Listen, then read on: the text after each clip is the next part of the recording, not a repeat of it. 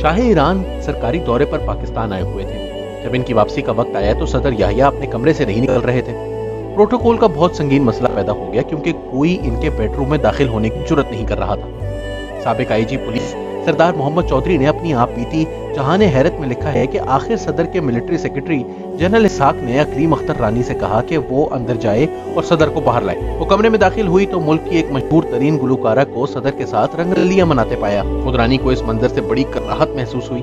इसने कपड़े पहनने में सदर की मदद की और बदिक्कतें तमाम इसे बाहर लाई। दिलचस्प बात यह है कि जहान हैरत के अंग्रेजी रूप the ultimate crime eye witness to power games में तो चौधरी साहब ने इस रंगरली की थोड़ी वजाहत भी की है, लेकिन उर्दू में गोल मोल कर गए। खैर, जो बात उन्होंने छुपा दी हम क्यों जाहिर करें। दूसरी बात यह कि उन्होंने मशहूर तरीन गुलकारा का नाम लिखने से गुरेज किया है, लेकिन इसी कहानी में आप नीचे चलकर देखें तो शायद ये मुहिम्मा हल हो जाए। ये अकलीम अख्तर रानी कौन थी और इन्हें पाकिस्तान की ताकतवर तरीन खवातीन में से एक क्यों कहा जाता है? हालांकि ना तो वो सियासतदान थी, ना किसी नवाबी या जागीरदार खानवादे से ताल्लुक था, और ना ही इनका वास्ता अदब या शोबे से था।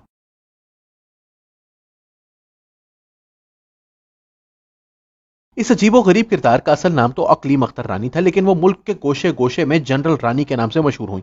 एक जमाने में इनके मकाम और मर्तबे का अंदाजा इससे लगाइए कि 17 दिसंबर 1971 को जब पाकिस्तानी फौज ने भारत के सामने हथियार डाल दिए तो इसके चंद दिन बाद जनरल रानी को गुजरात में इनके घर में नजरबंद करके बाहर पुलिस का पहरा लगा दिया गया और साथ ही इनका फोन काट दिया गया।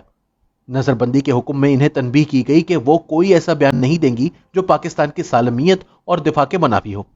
एक औरत जिसके पास कोई सियासी या फौजी ओहदा नहीं, इसका हुक्म मुल्क के सदर पर कैसे चलता था? इन्हें अखबार पाकिस्तान की मलिका क्यों कहते थे और वो मुजरिमों को मुआफी कैसे दिलवा देती थी? और सबसे बढ़कर वो मुल्क की सालमियत और दिफा के लिए इतनी खतरनाक कैसे समझी गई कि इस पर पहरा बिठा दिया जाए?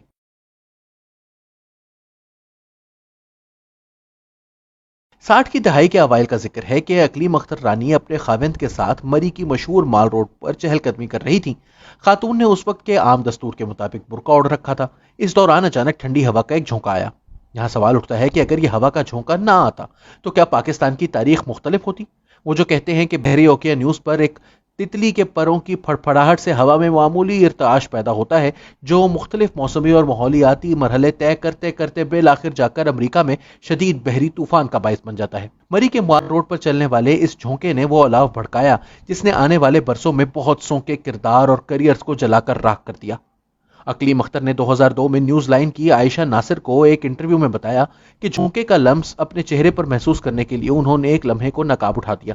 रिवायती थानेदार खाविंद को अपने 6 बच्चों की मां का चेहरा माल रोड पर लोगों के दरमियान यूं उरिया होना पसंद नहीं आया और उन्होंने बीवी को डांट पिलाई, बल्कि अपनी पुलिस की छड़ी से टहोका भी दे दिया।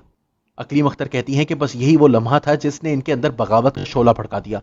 खाविंद की डपट में इन्हें इतनी जिल्लत महसूस हुई कि उन्होंने वहीं अपना बुर्का नोचकर माल रोड पर फेंक दिया। वो कहती हैं, मुझे लगा कि बस बहुत हो गई। मेरे अंदर कई महीनों से गुस्से और महरूमी के जज्बात पल रहे थे। उस दिन सब कुछ बाहर आ गया। मैं अपने खाविंद के मफलर के चीथड़े उड़ाना चाहती थी, इसके चेहरे को नोच डालना चाहती थी, इसके बाल उखाड़ देना चाहती थी। मुझे सिर्फ एक बात ने रोका कि इस वक्त माल रोड पर बहुत भीड़ थी। अकलीम अख्तर ने उसी वक्त तहैया कर लिया कि वो किसी खाविंद की बीवी बनकर नहीं रहेंगी।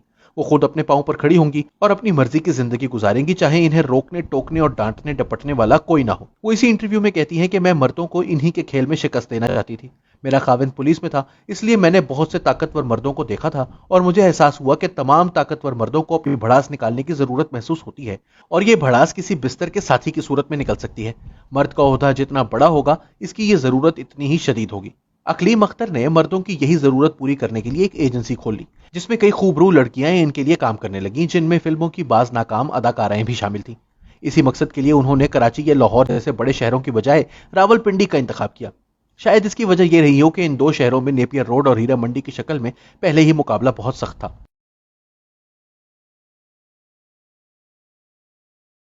इसी दौरान किसी तरह से जनरल याहिया खान और अकलीम अख्तर के सितारे टकरा गए। ये मुलाकात कहाँ हुई, किन हालात में हुई, इस बारे में मुख्तलिफ रावी मुख्तलिफ कहानियां बयान करते हैं।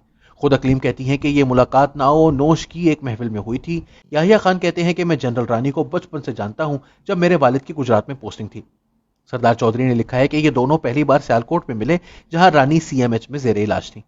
मुलाकात चाहे जहां भी हुई, اور جن حالات میں ہوئی بہرحال کچھ ایسا ہی معاملہ ہوا جیسے روئی کو چنگاری دکھا دی گئی ہو۔ اس کے بعد جنرل یحییٰ اقلیم اختر کے ہاں باقاعدگی سے جانے لگے، حتیٰ کہ سردار چودھری کے بقول 1965 کی جنگ میں جب یحییٰ خان چھم جوڑیاں سیکٹر کے انچارج تھے اس وقت بھی محاذ آرائی سے وقت نکال کر فوجی ہیلی کاپٹر میں رانی کے گھر آیا جایا کرتے تھے۔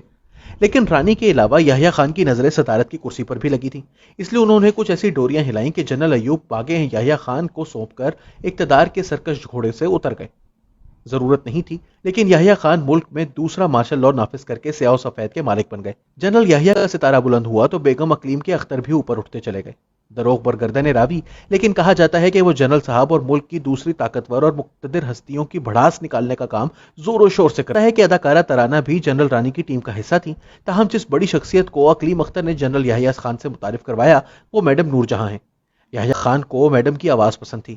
جنرل رانی کے بقول ایک رات انہوں نے نور جہاں کا گیت سننے کی فرمائش کی تو جنرل رانی نے کہا کہ گیت میں کیا، میں تو آپ کو خود نور جہاں سے ملوا دوں گی، اور چند دنوں کے اندر اندر جنرل رانی نے اپنا وعدہ پورا کر دیا۔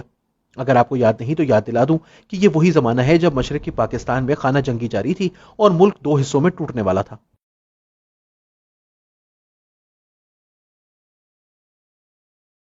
یحییٰ خان باصلاحیت اور ذہین فوجی افسر تھے، تاہم شراب و شباب کی لت اور سب سے بڑھ کر اقتدار کی ہوس نے یحییٰ خان کو مکمل طور پر مفلوج کر کے رکھ دیا۔ اسے پاکستان کی بدقسمتی ہی کہا جا سکتا ہے کہ اپنی تاریخ کے نازک ترین دور میں اس کی باغ ڈور ایک ایسے شخص کے ہاتھ میں تھی جو ہوش و حواس سے بے گانہ ہو چکا تھا۔